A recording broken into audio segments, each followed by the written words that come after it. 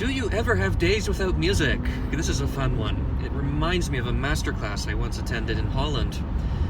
And there was a Russian pianist from the smaller Siberian towns who practiced every single day of his life since the day he can possibly remember that he had consciousness.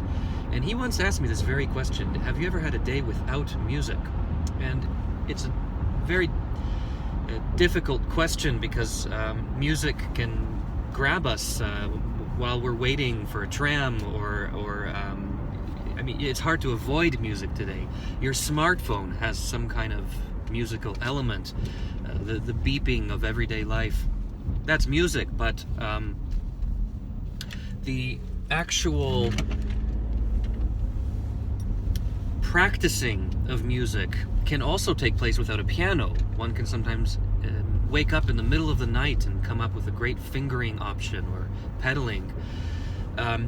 Perhaps the question is more tailored: have you ever had a day without practicing the piano? And that's really what this Russian friend of mine had asked me during this masterclass.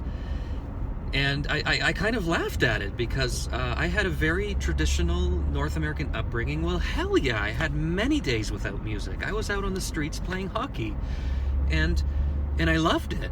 And I sometimes took a whole summer where I didn't practice. And yes, I would still possibly improvise a little, have fun, listen to music.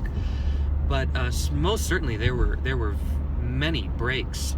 And not to mention going into medicine and spending all my efforts into biology and chemistry experiments.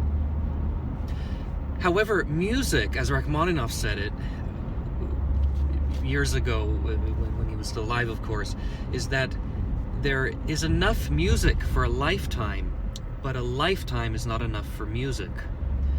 And there's so much that one can still discover in a piece of music, and one never knows when it'll happen. The more one forces it out, the less likely one is to find solutions to a certain problem. So music interpretation engulfs me entirely, and I think, breathe, and live music every day.